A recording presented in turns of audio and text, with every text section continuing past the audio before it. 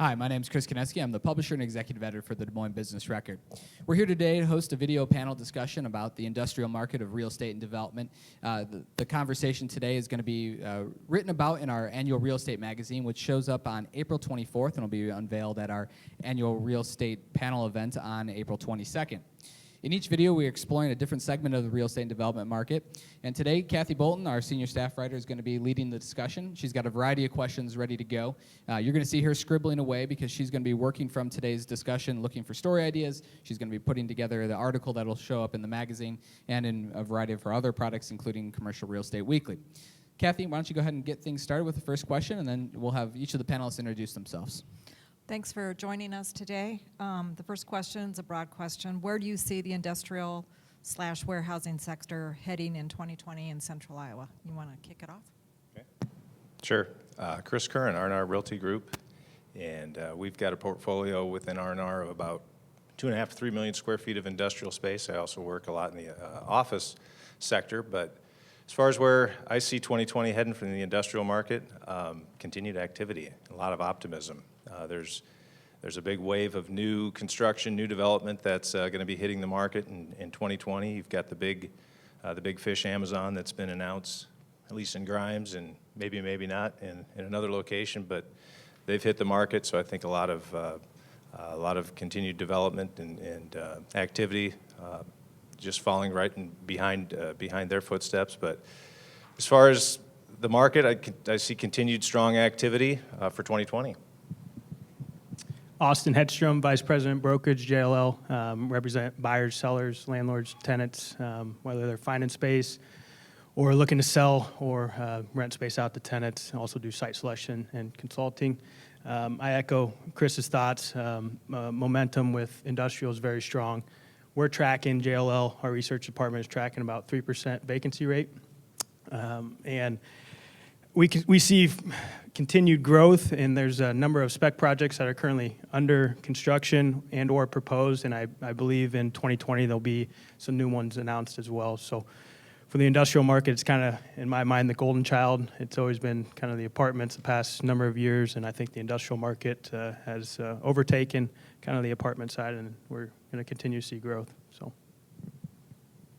Derek Lord with the City of Ankeny Economic Development Department. I think 2020 is going to continue to be strong, as my colleagues here have shared. I do think that if there is any type of slower growth, it's going to be related to the fact that there have been so many expansions. Companies in the metro that have needed to expand, relocate, there's been a lot of that activity. So while I think there'll still be pretty significant growth, if it's not as significant, it's a result of there being a lot of projects that have recently been completed. That being said, Central Iowa's with a strategic location in the United States and a growing population is still very attractive for, whether it be new companies looking at Iowa or even specifically Central Iowa coming from out of state, or companies that are in other parts of Iowa looking to tap into Central Iowa's growing population. So I think the growth is going to continue to be strong and definitely one of the strongest sectors out there. But we could see some changes given the fact that there have been so many expansions, but overall it's going to be robust. Jackie Johansen. I'm principal and founder of Shattered Glass Development here in Des Moines, and focus on brokerage as well as equity attraction for industrial and all other segments in commercial real estate, and also co-working. So what I would say about the market in 2020 is that there is a lot of investment dollars that are ready to flow. So there's a very pent-up amount of capital market researchers and economists say that highest ever amount of investment dollars that are still being held by funds that are ready to invest. And of course, in the industrial market with e-commerce and the last mile, there's a lot of activity, as my colleagues have been talking about, and investors are watching very closely and are interested and have an appetite to invest. And that includes the tertiary markets. As you look towards the coast, cap rates are getting to a point where they're really continuing to start to look interior in the country and to tertiary markets. So that's good news for Des Moines.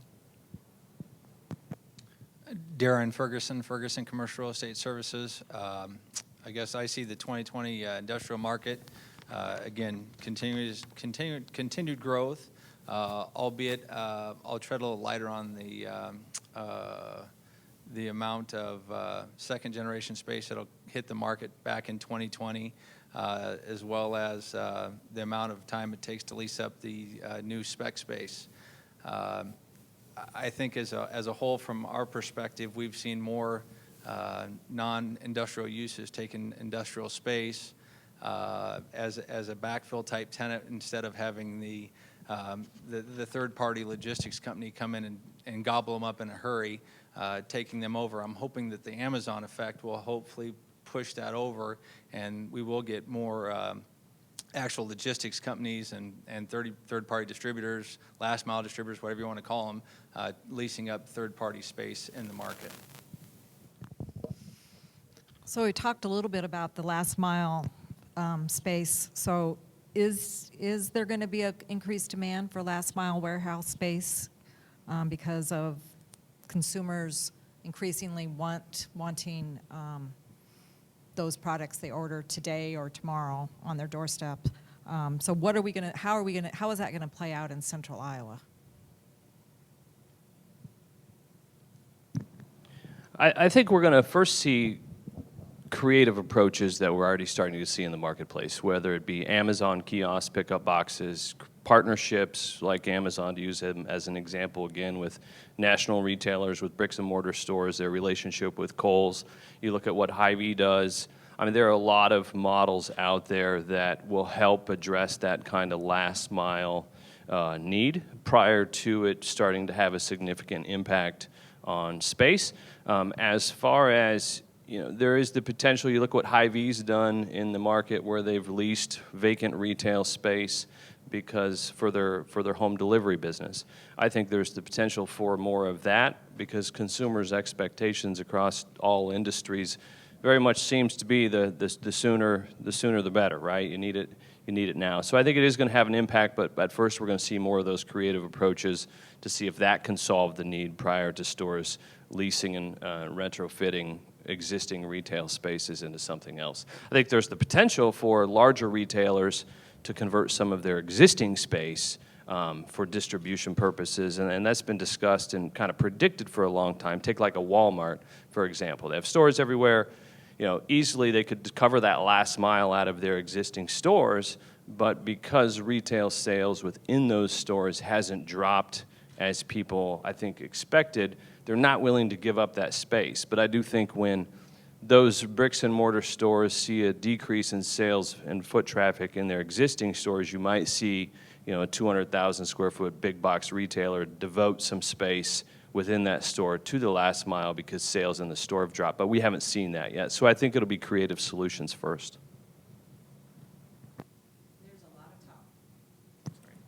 There's a lot of talk internationally as well about multi-story industrial, and you see a lot of that. I think, in my opinion, it makes a lot of sense in New York and cities where you have 8 million people that need that last mile. In Mexico City, they're building some multi-story, and they have a 25 million population within 10 miles. So Des Moines and other tertiary markets are just in a different place than that. It might still make sense to have a single-story warehouse that is kind of one of those creative redevelopments that's towards downtown that can get to companies by bike or by smart car. But I'm not sure that in Des Moines or in Iowa we'll be seeing any multi-story industrial. Talking about using up the retail space, I wonder, and you talked about the secondary, second generation stuff maybe being a little bit slower. Would that be a potential damper in some ways, that there are some new spaces that you wouldn't have traditionally thought of as industrial that can be used for that? Well, I'll pick on Lowe's, for example. And again, I don't represent Lowe's. I don't know anything about Lowe's. All I know, I've been a consumer of Lowe's and bought stuff online. And thinking that it's going to be coming from Memphis, Tennessee, a national DC that's 2 million square feet. No, I got 20 boxes from North Carolina, South Carolina, Sioux Falls, South Dakota. I mean, you go down the list, and they're using their retail outlets. Now, this was 3 years ago, using their retail outlets to do all their online distribution, which actually makes perfect sense if they still have retail foot traffic in some of these locations, because they're killing two birds. To me, they're killing 2 birds with 1 stone. And if you guys were all around in the 90s, basically people called Lowe's, Walmart, hey, their warehouse is on a retail location. And that's what they are. They have racking up. They've got, Sam's Club, it's a warehouse. That's all it is. It just allows us to come in and pay with credit card and take it with us, where the evolution of the consumer doesn't want to leave their home, doesn't want to leave their office. They want everything delivered to them, from food to everything else. The second generation warehouse spaces, I think it's going to go back to the ultimate animal that's driving the circus, and that is, if Chris Curran's the director of real estate and he wants his cookie cutter 32-foot clear, 250 deep, 32 dock doors, parking for 300 semi-trailers, et cetera, it's going to be a new build-to-suit. Now, if Austin is the entrepreneurial, hey, let's do this as cheap as possible, I'll call it the Jacobson way, which hard to argue the success, they're going to come into the second generation spaces at 30% discount on facility costs, and figure out how to make that work for them and save a bunch of money bottom line. Anybody else want to touch on the last mile, or? I would just add to it that there's an incoming growing trend about having different locations for the warehouses that are not time sensitive. They might be business to business, but they're not coming from e-commerce when people want things within 2 days or 24 hours. If we look at the expectations of the Zoomers, I hear Gen Z being called now, they're the ones that are really wanting, and then it grows on the rest of us. But there's still plenty of the population of logistics that don't need things the very next day. So having those warehouses a little bit further removed and on the outskirts of metros makes a lot of sense, and then you don't need the cost of those downtown urban infills. So we have alluded to the construction of this massive distribution center in Bondurant. So will construction of that sort of have a domino effect of bringing other companies that want distribution centers into central Iowa? Do you want to talk about that, Austin, a little bit? So we've heard, and we're continuing to do research on this, but anywhere from a 1 to 2.3 multiplier effect to essentially feed the beast in a sense of the word for that fulfillment center. And this is a study that, whether it's an Amazon or a FedEx fulfillment center or a P&G, that they have suppliers, they have customers, they have clients that they want to be right next door. So I foresee that, yes, the Project Blue Jay, or Amazon, if you want to call it that, if we can, is going to have a great effect on the industrial market here in central Iowa, and specifically in the northeast quadrant. So go a little deeper into that. What exactly are we talking about? So the Project Blue Jay is a 5-story, I think it's a total of 2.7 million square feet throughout that 5-story. So the multiplier effect essentially says 1 point, the building square footage of the fulfillment center, so 2.7 million square feet, is needed in addition to essentially feed the beast or keep the fulfillment center up and running by customers, suppliers, vendors, et cetera. So we've heard a number anywhere from 1 to 2.3 times that building percentage. So whatever that number actually ends up being, it's a great effect regardless, whether it's 1 or 2.3.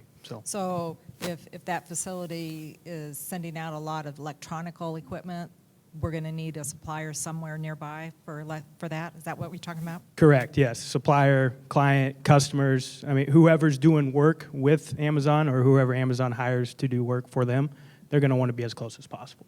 And depending on the transportation and what they're shipping and what type of work they're doing with Amazon will dictate how close they want to be, whether it's next door or within a 30-mile radius. Chris, your thoughts on? I just wanted to ask a follow-up question to that, if I could.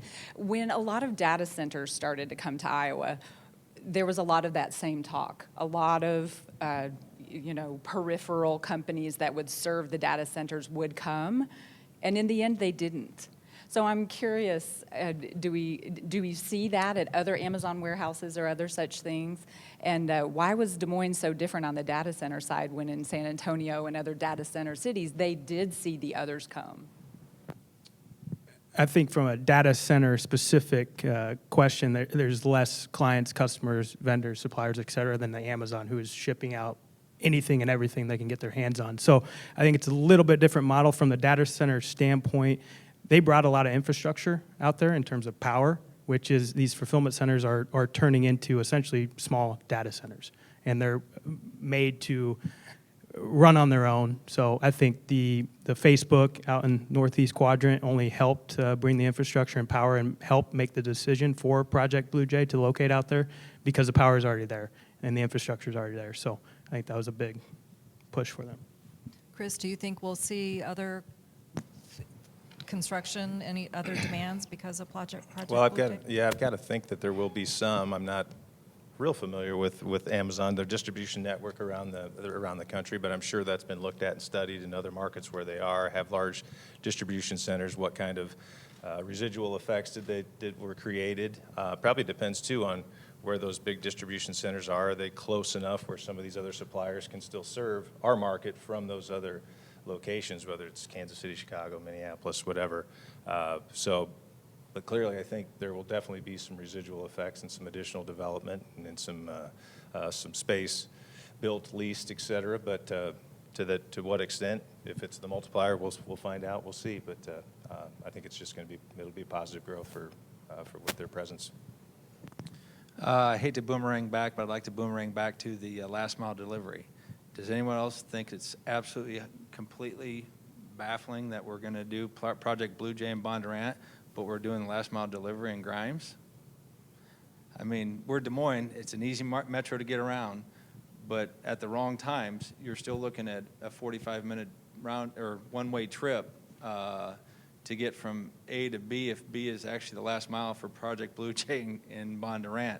It was just a little head scratcher for me. And I understand there's not 100,000 square feet readily available directly next door to Project Blue Jay. But also to sign a 3 or 5 year term or longer, don't know, in Grimes seems maybe counterintuitive. I don't know. And to counterpoint that, they also took down 350,000 square feet in Iowa City. Amazon did. So they've gobbled up a lot of space. From my understanding, part of the Grimes is also their proximity to the airport. So when they're bringing things in from other places that maybe the Bondurant distribution center doesn't have, they'll bring it from somewhere else, take it up to Grimes, and then ship it out. So I think maybe they were looking, I don't know for sure, looking a spot in between the airport and Bondurant, which... I do know they looked out by the airport, but the facility was just too small for them.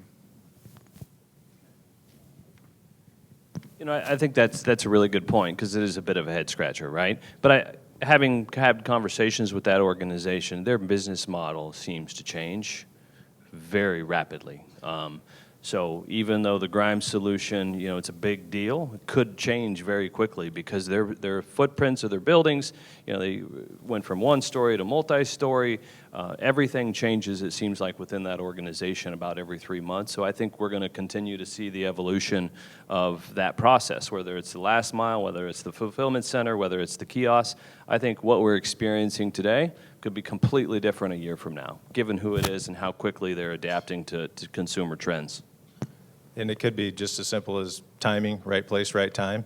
I mean, they maybe had their focus and their sights set on we're going to do something in the Des Moines market, and the building in Grimes was, you know, they can be a single tenant, and it was the right size, and they needed to move quick, and that was maybe, you know, there wasn't all too many options available. So in the Amazon world, 20, 30 minutes is nothing, maybe in terms of what they're seeing across the country.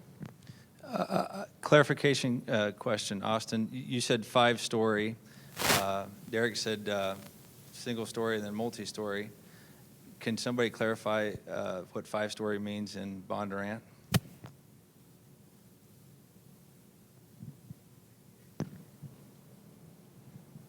I'm not sure it's a 5-story facility. You can read planning and zoning minutes, things like that.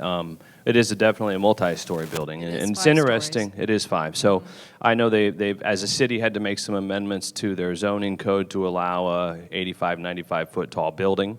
That's been done, and that's all public.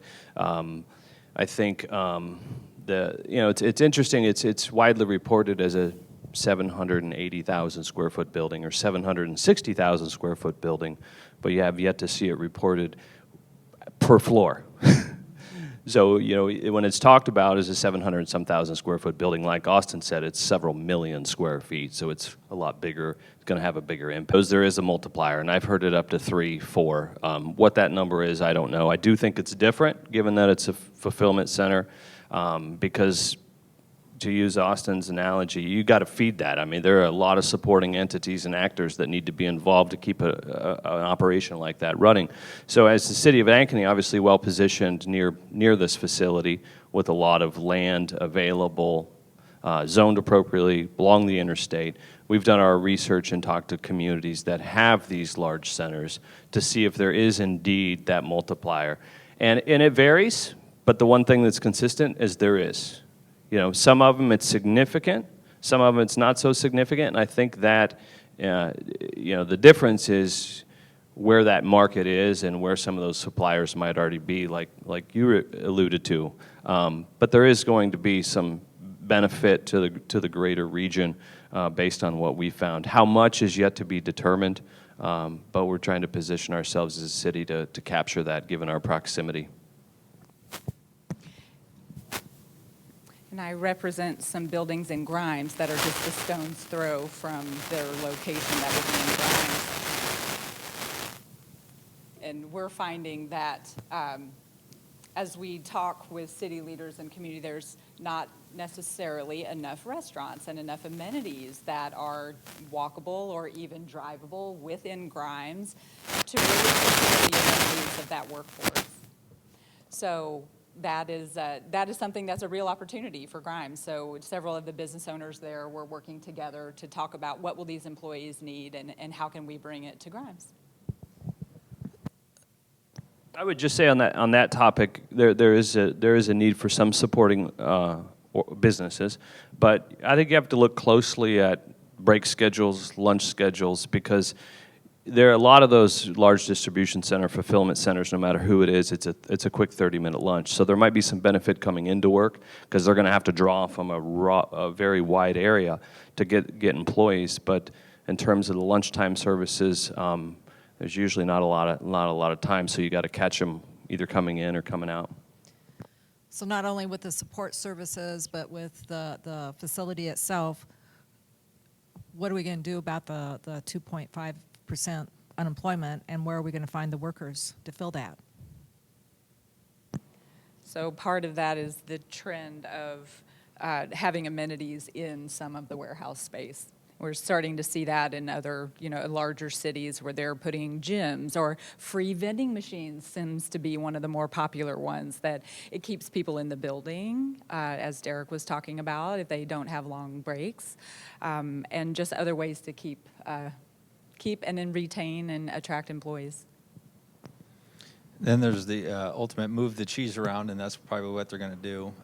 They're going to me, hurt the fast food, the convenience store, the lower echelon type employment. And I hate to pick on maybe city workers, because my understanding is it's a $15 base plus and then full benefits. I mean, that's a big number now, and you'd like to think with a company like Amazon, there's maybe a 401k plan in there where they can get access to the stock, everything else. Which, again, if somebody's got the opportunity to take it, you'd think they would go running and chasing that opportunity.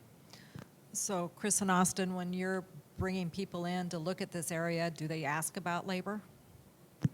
Yes, and I think whether it's industrial, office, retail, that's the number one question in today's world is, where am I going to find my workers? And how do you answer that?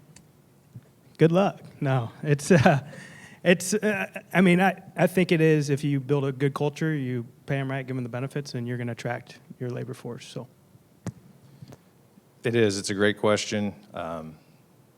It's a good problem to have, I guess. But and we've talked a little bit about it in our organization, too, in terms of even why people are locating where they're locating. And going back to the Project Blue Jay, I don't know this, but suspect that maybe part of the reason was access to labor, and being in that part of town close to Ankeny could draw from, they're clearly going to have to draw from well outside the metro, I think, and they will.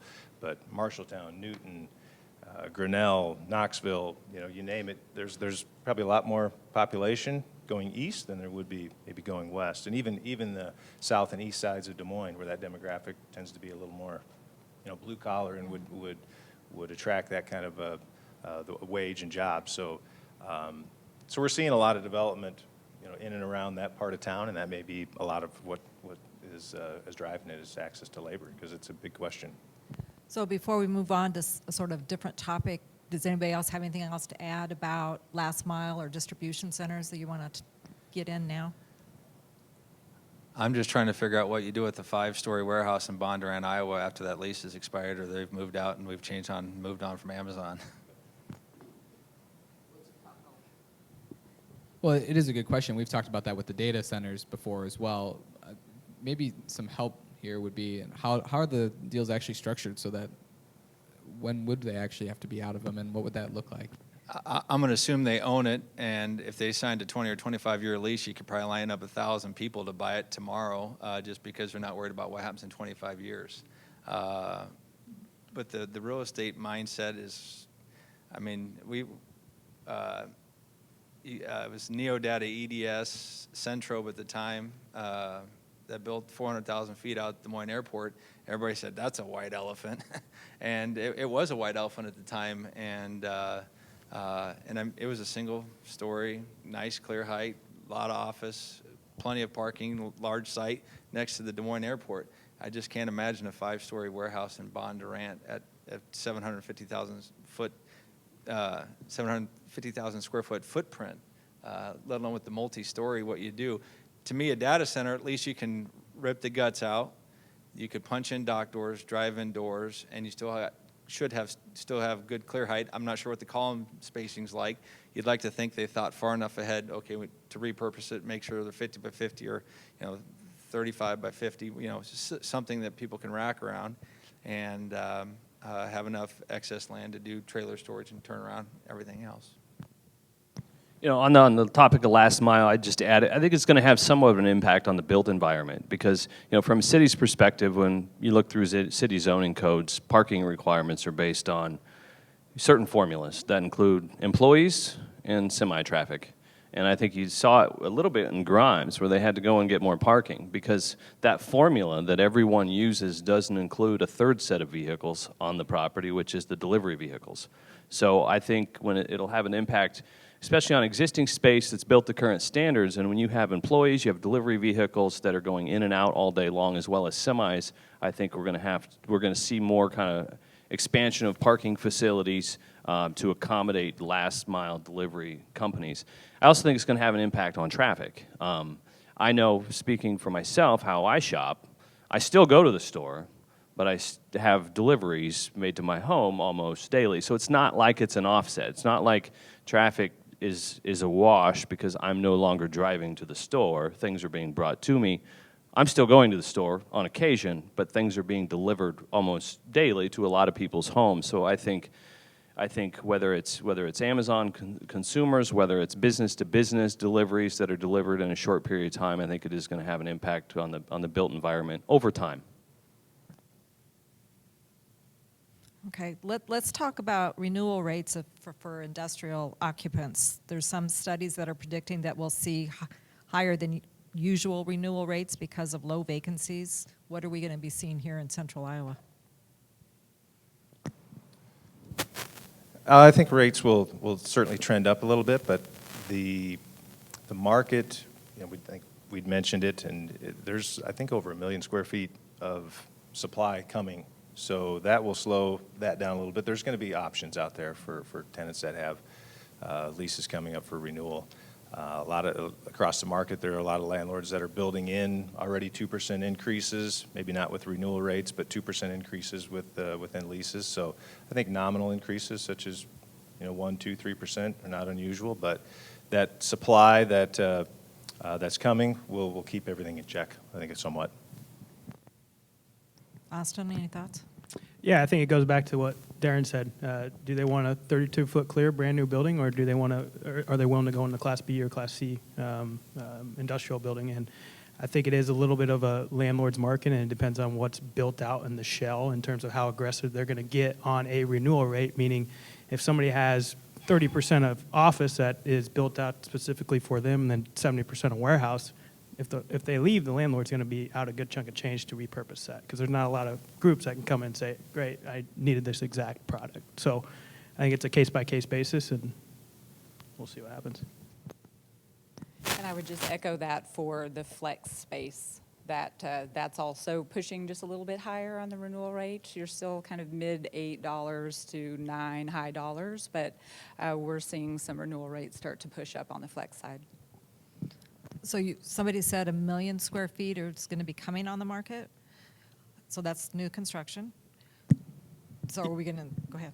Yep, so we're tracking 3 spec projects in particular. Graham's building 270,000 square foot buildings out by Facebook. Hubbell's building a 137,000 square feet in Ankeny. And then Opus is under construction for 200,000. So there's just under 900 of just big box, 32-foot clear. Well, Graham's a little lower clear height, but big box industrial. So does that mean we won't see a lot of other new construction in the 2020, or will it be pushed to 2021? What are we seeing in Ankeny? A couple of those projects Austin mentioned are both in Ankeny. I think the projects he mentioned will come online in 20, and I think anything beyond that will be kind of a wait-and-see approach to see how those fill up, because I know there's a little more space. I think people have a little more space than they maybe have a year ago. Vacancies, I mean, everything's still pretty tight, but the market and the developers, and we're fortunate we have a great development community in central Iowa that have really met the need, because from what I see is the rates, you hear about the low vacancy all the time, but the rates haven't skyrocketed. And I think that speaks to the development community being able to put enough new product on the market every year to keep rates pretty competitive for our business community, which has been great. But I think this year with the projects Austin mentioned, I would expect to wait and see how those fill up before adding more, million square feet space on the market. But going back to what we were talking about earlier, there might be one project that we all mentioned that could really drive the leasing of all of the product that Austin mentioned, because most of it's on the northeast side, and if there is that multiplier effect, that could be absorbed relatively quickly, which would then obviously create the need for a lot more space. I'm going to need to get Derek's cell phone number from my clients to call. Unfortunately, I'm stuck in the 90s with most of my clients, and that 275 triple net's a great rate for industrial product. And now that most, I'd say when I say most, I'm going to say north of 70% starts with a 4, or very high 3s, and your operating expenses are almost what the base rents used to be. It's that paradigm shift, and it's pulling on that horse, try to get it to the water trough to drink. But again, you're either in business or out of business, and everybody tells me that real estate's sometimes the cheapest cost of all of it. It's the employees, it's the traffic. It's all that drives all the escalators. But in addition to, we've got 177,000 feet that comes available in the next 30 days on Dixon. Interstate Battery has now got over 100,000 square feet available for sublease on this facility on 121st. Curran, how much vacant space, shell space do you guys still have? We have just over 400,000 out in Grimes in our Prairie Business Park buildings 2 and 3. So we're pushing 2 million square feet. That's not 1 million square feet that's readily available, and there's another 150 on Northwest Urbandale Drive that's still kind of up in the air after the mail contractors are trying to figure out what they're going to do, if they're going to try to stick around and use it as a mail facility or not. So one thing I'm curious about is we've talked a lot about construction costs on a lot of the other panels. With industrial and warehouse construction costs and labor costs, is it a little bit less of a risk for folks, or is it still causing a lot of challenges if you're going to be doing some spec building? In some ways, is it a little easier to do than housing projects? I would say no. I think the construction costs are, again, I'm stuck in the 90s. I've gone crazy. I mean, it used to be you could build a shell warehouse building for $30, $35 a foot, and now they're $60, $65 a foot, and then they're trying to ask lease rates at $495 as is, and you're like, well, that's a tight return. you know, and then if you carry it for a year, 2 years, or you come, you know, if somebody comes in and all of a sudden they've got a great balance sheet, or somebody you really want and want to sign up for a 10-year deal, then all of a sudden, you know, they can kind of put the screws to you to tighten everything down even further. So again, applaud to Opus and Austin for doing all that stuff up there in Ankeny, because they've done it, you know, in a time of that paradigm shift where all the costs are going up, and somebody like an Opus and where they're vertically integrated also helps, though. You know, they can shelter some of the costs and you know, the speed of the construction project, which is also goes to the bottom line. Yeah, just with construction costs, I think anything new that's coming out of the ground, it's $4.50 a square foot on up, and it's clearly a factor in the market to be able to do something new or spec. I think that's where, if you've got some second generation space that's move-in ready, even with some office build out, that's where you've got a clear advantage too, because the spec stuff, you know, is new, it's shell. If you need to build out some office, that even adds more cost to it. So you've got the second generation space, at least in our portfolio, has leased up really, really well once we have availability. And because we're able to do that with there's some existing improvements available, probably even able to do that at maybe a little bit lower rate, but the new construction is expensive with the cost of construction, and then if you have to build out anything additional, whether it's add dock doors or office build out, just makes it that much more expensive. So let's sort of stay on this construction theme. What are we seeing, how these new buildings are being designed compared to maybe 10 or 15 years ago? What are some of the new features that are being added or being asked to be added that maybe weren't included 10 years ago?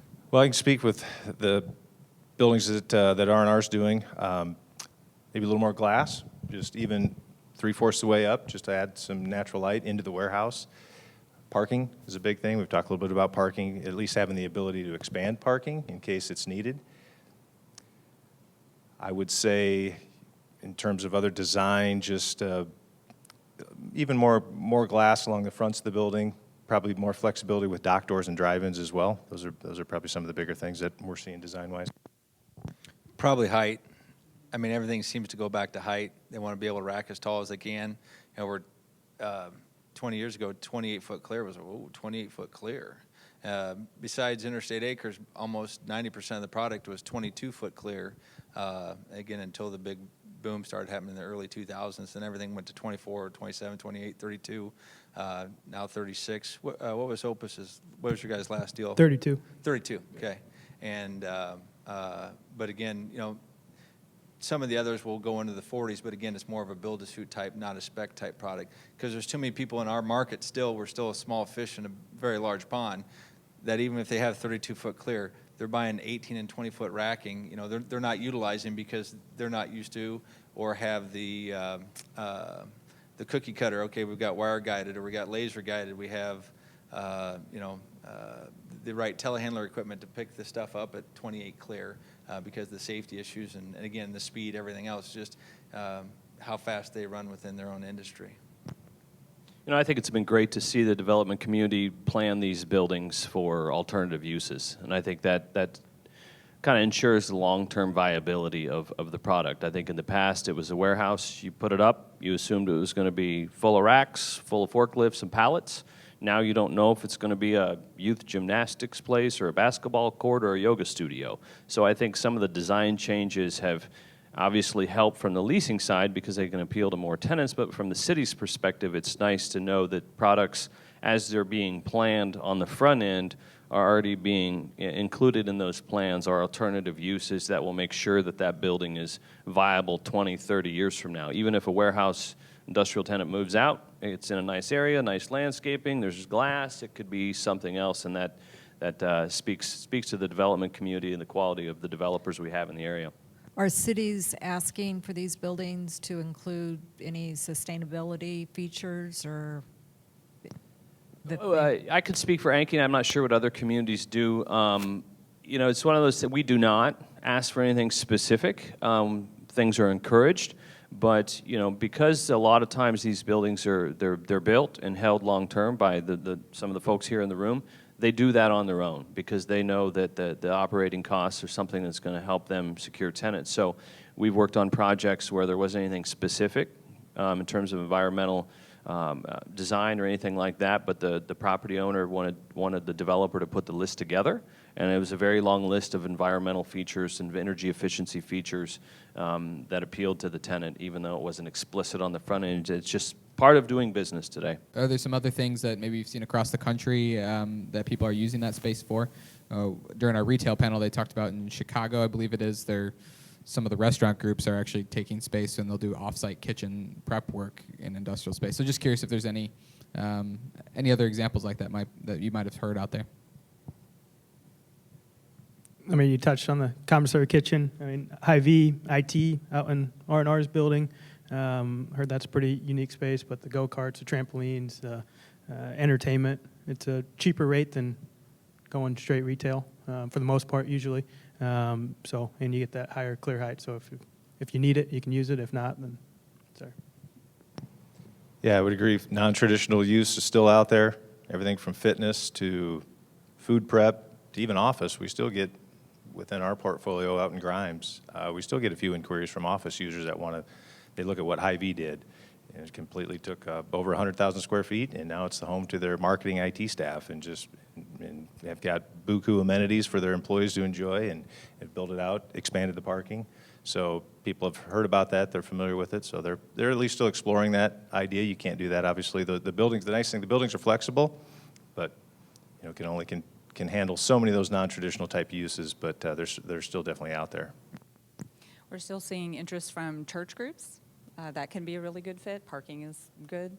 And also co-working spaces that are looking at some of the second generation spaces. If they're priced right, they're interested in putting in co-working type spaces. So let's sort of pause here. Do you guys have questions for each other that you want to ask? I'll ask a little bit about the sprawl that we're seeing. So we're seeing Norwalk make plans for industrial areas, and obviously Adel and Bondurant. I'm curious, how far do you think this goes before we start to blend into the Grinnells and the further cities? I'm going to go out on a limb and say it's going to be quite a while, just because there's so much green space around. I mean, look at Carlisle, look at, the entire bypass. I remember when they put that in, this is going to be the next greatest thing. You know, the soccer house was for sale. It's still for sale. And albeit there hopefully there's a spec development I got a flyer on that hopefully they'll do something over by the quarry area over there at the bypass and Army Post Road. It'd be interesting to see if they can do that. The realist in me says it doesn't fly because everybody's going to be bringing a lunchbox to work. Or you're going to be given an hour and a half for lunch because there's no place to go. You're on a dead end. You know, you've got to drive back up to George Mills. Well, you know what that's going to be like at lunchtime. And I think it just goes back to the amenities. I mean, I look at the Cumming area.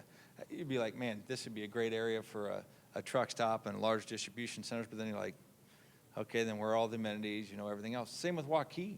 I mean, I think Waukee could be have a great industrial area down there. Again, you can't wave a magic wand. Ankeny's done the best of all of them as far as doing the industrial development, in my opinion. Is the infrastructure part of the question down by the airport or along the I-5 or the not Interstate 5, Highway 5? You have the data centers that went up, which helped bring that to the Bondurant area. So I'm just curious if that's one of the challenges. To me, I think the infrastructure's there. And you hear always in the logistics distribution world that companies want to limit it to a two-turn delivery. So you've got Highway 5. You've got plenty of ground down there. And I know I think Hubbell is planning a project or a warehouse building down off of Southwest Connector and Highway 5. So they may be a little breakthrough there after not much activity in a while. But I think the bigger thing is just access to labor and proximity to amenities is probably the big thing. I would agree. The access to labor, I think, is going to shift things farther and farther out, especially south. There's an example. I think it was maybe reported in the business record. There's a company in Ankeny that is growing rapidly. They chose the south side on Fleur in an existing building because they need to add 300 to 400 employees over the next couple years. And the sole reason they didn't do that in elsewhere in the metro as they wanted to tap into the labor market south, Norwalk, Indianola, Winterset. So I think that's going to push things out a little bit to a certain extent. And some of the major employers, I guess one in particular, you talk about Project Blue Jay. I mean, they're companies of that size. They'll pick part of their location based on proximity to other mid-sized cities that we wouldn't even think is our labor market, because they have a fleet of 15 passenger vans and drivers that go pick people up. I mean, the labor shortage is that, and that really happens in a lot of markets. So you talk about Blue Jay, it's not going to be surprising if a company that is the tenant in that building is driving. Their employees are driving to Marshalltown to pick up 15 more employees. So I think the outskirts are going to provide an advantage on the labor force in some cases.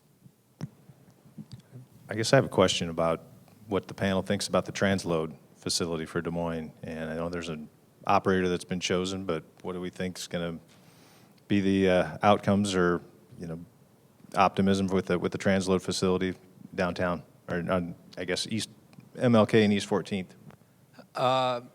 Knowing very little about it, but some, I think it'll be actually a big success. I think it'll be, from my understanding, is there's a lot of users that we wouldn't think of that are going to use it, and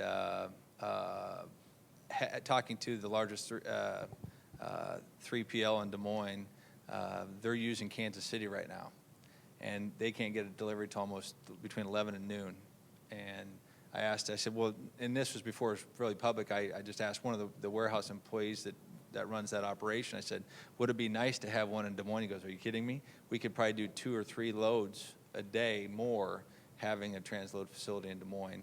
The only thing I worry about is that there's not enough ground down there to support it. I think it'll be that positive of a use that they could hopefully have some more ground, and hopefully they'll be able to get some more ground for that.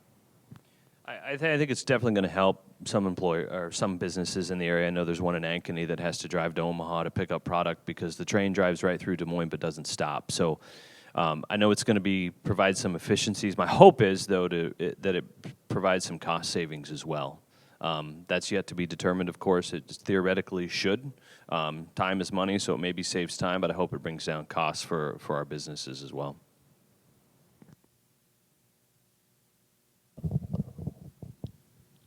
Let's talk a little bit about, a couple of the other panels we talked about out-of-state investors wanting a place to put their money, and they get a bigger return here than maybe they would elsewhere.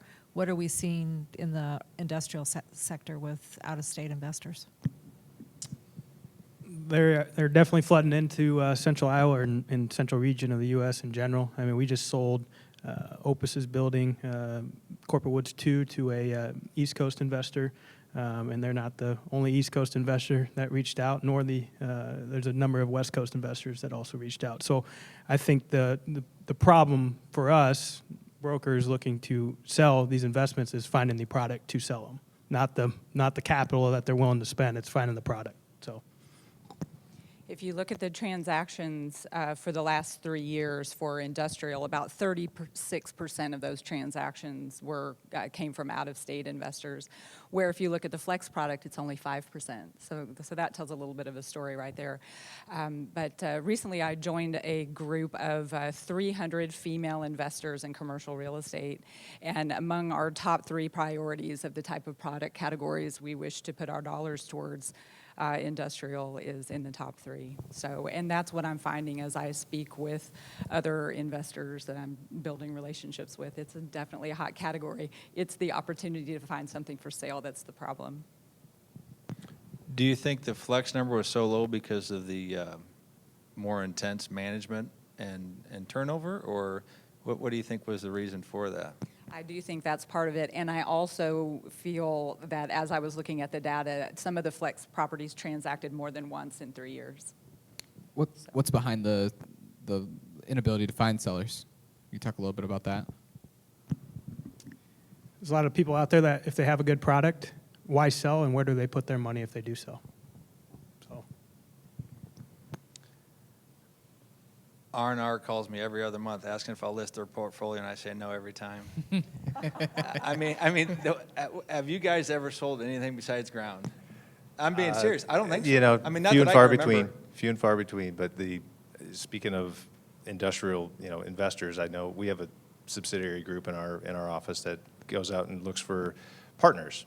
R&R's typically, rarely, never a seller, but with the recent warehouse developments that R&R's completed, there's been a lot of interest, a lot of brokers calling up our subsidiary asking about, are you interested in selling? And that's just not R&R's philosophy. They're a long-term owner, holder, manager, but the interest has been there, so we've heard it. And we have a lot of long-time holders in this market, right?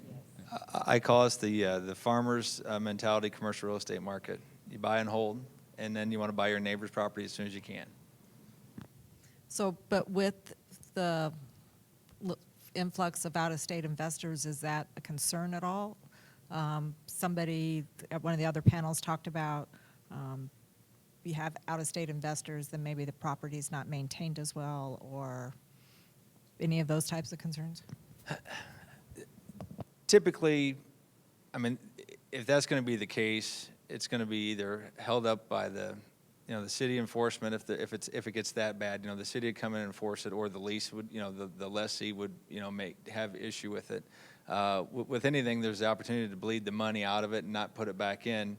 But I think that would change hands quicker than not, because then it's empty. They don't want to own empty property, everything else, and it usually corrects itself, at least in the commercial real estate world. And I've seen where the out-of-state investors actually bring relationships to the market. So they have a colleague or somebody that they would recommend being, if it's not already fully occupied, or even if it's a spec building and they want to get into that investment early, then they can help bring tenants to the table. And you would hope if it's an out-of-state investor that they'd look to a third-party property manager to help them out, keep the property, maintained. And there's probably a few people up here that can help them with that, so do a good job. There seems to be a lot of optimism, for 2020 and beyond. Talk, though, about any one concern you might have for the next 12 months, 18 months. I think the two big ones are labor and tariffs from our industrial standpoint. We've talked about labor. Go a little more deeper into tariffs. Just the cost of goods, obviously, coming in to and from U.S., it's affecting industrial manufacturing businesses, and it's affecting their decisions of expansion or relocating, et cetera. And it's easy for people to take a pause as we go into presidential elections, wait to see exactly what happens. It doesn't necessarily bring things to a stop, but it can cause a pause. From my perspective, the pause happened in 2019, and I've got good friends in large business that own large businesses, and it seemed like mid-October on, the phone didn't stop ringing. We worked through the holidays, the entire time, and I talked to my one buddy who I didn't see for 6 weeks. He said, "Fergie, I don't know what happened. We bid all these jobs in January, nobody did anything. And then all of a sudden, October, November, they figured out, we've sat here for 10 or 11 months, haven't done a thing. It's time to go," and they've released all, and we're talking hundreds of millions of dollars in jobs. So I'm hopeful that that'll continue to carry through the wave of 2020, which typically the election year is the bad year. I'm hopeful that there's enough of that tidal wave to keep that moving. What would you attribute the pause to? The tariffs. Everybody it was like, well, it's a self-fulfilling prophecy. Oh, no, it's got to happen. The recession's got to happen. And, and I think a lot of people expected the tariffs to really blow up, and obviously we haven't felt the pinch, so it's easy to say it hasn't had the effect that, you talk to a farmer or talk to somebody else, they'd have a different perspective, or a manufacturer. But I think long term, if we can get the ability to have those tariffs in place, will be a huge boon for America. Anything of concern for me I think economic uncertainty certainly would be up there, but then continued costs, construction. Darin mentioned it earlier. Operating expenses, property taxes. Man, they're. I think within our portfolio, a lot of our projects now are $3 a square foot. When do we get to that point of enough's enough or too much is too much? So that's a concern too. And you throw the cost to build and just cost of construction on top of that, it can get expensive. So that would be, if you kind of throw all those things together, that could be an issue going forward. And, something that tempers that maybe a little bit is simply the low cost of capital. With the interest rates the way they are, we continue to see development boom. And I think all of us are wondering, when does that tide officially turn, or does it? Jackie, you talked about that pent-up investor demand. Similarly, would you attribute it to the same thing where people were kind of taking the pause related to tariffs, and that's why maybe nobody was? But why do you think people weren't maybe investing at the time? That seems to be the largest reason. Is they're watching the economy, they're watching the capital rates, they're watching cap rates, and they're looking for the right type of investment that fits their category. So this last year, I had a large amount of investors that were looking for industrial product for sale at $5 million and under. And that takes a lot of scouring the earth to find much of that property that the owners are looking to sell. So if they're particular on their property type, that can really hold them back. Look into the future. What will the industrial space look like? Maybe what sort of innovations are out there that we're just now starting to hear about that we might see in industrial space in the next 10 years? I think we're going to see the capital expense associated with buying property, building a building, going to be much less than the expense going into the technology and robots inside the building because of the labor force. So I think the biggest changes that I see in that sector is going to all be automation, being driven by the fact that it's tough to find people. And that helps because with that type of investment, when you see a $20 million building, I point to some examples with $50 million worth of equipment inside. They're not as nimble as companies aren't as nimble as they used to be. They can't just pack up some racking and their product and some forklifts and go to the next building when their lease is up. But when they're investing, exponentially more inside the building than the actual building, whether they're leasing and owning, I think the long-term tenants they're going to continue to be long-term, maybe even longer, and that's going to impact the amount of product and communities because those tenants are going to be around for a while. Yeah, I'd agree with that. Just like you've seen with your homes, office buildings, smart buildings, getting wired up, powered up, technology. We're seeing that within industrial buildings. Investment in infrastructure from technology, fiber, power, electricity. So, and I think a lot of it has to do with some of the automation that we're seeing. So I think that's maybe something we'll definitely continue to see going forward. A lot of investment being made by companies within the walls of the building when it comes to that type of work. Has anybody looked at anything related to drone delivery at all, out of curiosity? I mean, from afar I have. It's just so tough to get your head wrapped around that Dwayne just ordered his lunch from Jimmy John's and is hovering outside the window looking at him, and he's going to start hitting the windows. Hey, Dwayne, come get your Jimmy John's. I mean, if you think about it, it's like, how can they logistically do it? I mean, Tesla can't get a car that can't run into something yet, or but yet we're going to have drones flying all over. And again, I can't foresee that me and you are in a room running joysticks. It's going to be all computer driven, based off of geoparceling or whatever, however they're going to do it. But I just can't get my head wrapped around how it can be a mass delivery system in a safe manner. I just can't get my head wrapped around it. What about drones within the industrial space itself? Like if you need widget A and it's down here, you put it on a drone and it takes it down the aisle. No, I can definitely see that. But again, does it take longer to do that, or does it, to put it on the three-wheel bike and pedal it down there? Now, what I do see, hopefully the drone industry is going to expand in the medical assistance, remote area type stuff. Now potentially, you live in Mount Air, Iowa. Can a drone deliver, safe to your farm in Mount Air, Iowa? Probably, yes. That to me, that's much more realistic than in, Chicago. Or, I mean, I just again, I can't wrap my head around that.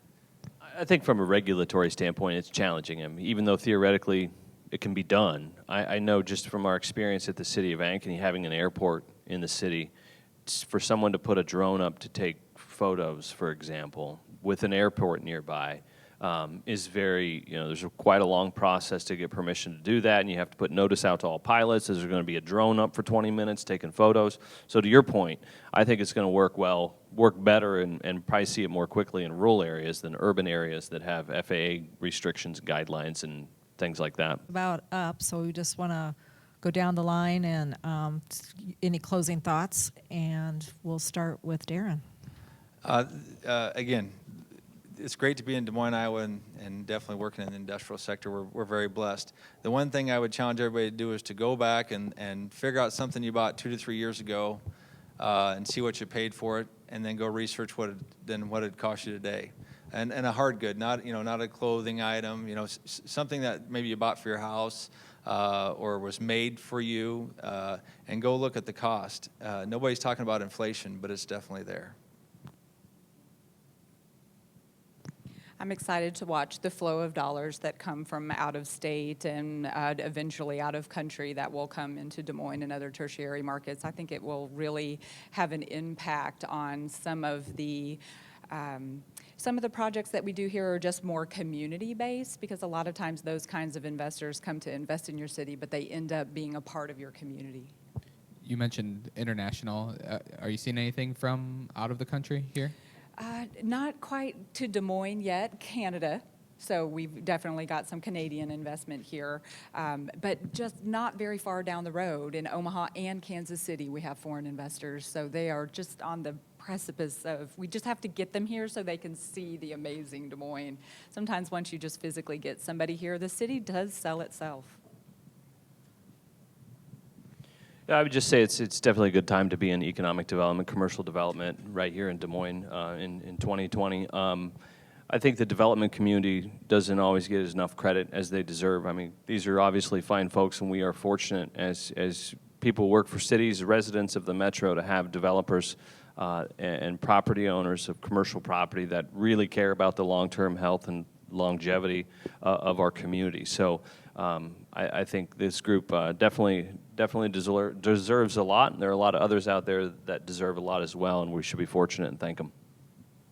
Yeah, thank you, Chris, Kathy, for having us. But I agree, I echo exactly what everybody else said in terms of the growth in Des Moines, being in commercial real estate at this time is, I've only been doing it for 6 years, but I assume like no other, so it's been fun. I look forward to continue to see out of state, whether it's investors or owner users, to look at Des Moines. It is continually getting on the map and the radar of those those businesses, and I look forward to see exactly where it takes us. We've got a great region. We've got a great community. It's just continues to grow. All sectors, you look around the entire metro, no matter which direction, there's growth, there's development, and then there's a lot of great people like Derek and their teams that are helping assist that. We're the location that we're in, crossroads of 3580. We're well positioned. There's plenty of land for future development. I think e-commerce is just going to continue to drive that. I know we do our part in good old Clive, Iowa, to make that happen. So at our house, so I don't think things are slowing down there. And just the region's growing, it's booming. So I'm very optimistic going forward. Well, that's going to do it for us. We are out of time. To our audience, thank you for joining us. Our best story ideas always come from our audience. So if something today that we talked about spurred a story idea for you, Kathy Bolten, her contact information is going to be up on the screen. I encourage you to reach out her way. She's always looking for stories for Commercial Real Estate Weekly e-newsletter, which you can sign up for at businessrecord.com/sign up. This is just one of 5 roundtable discussions that we're hosting. There are 4 more for you to check out, one on land, office, housing, and retail. You can check that out at businessrecord.com/AREM and in this year's annual real estate magazine. Again, my name is Chris Conetzkey. I'm the publisher and executive editor. If I can ever be of any help to you, feel free to reach out my way. My contact information will be up on the screen. And lastly, to our panelists, thank you again for a great job today. I appreciate it very much. Thank you.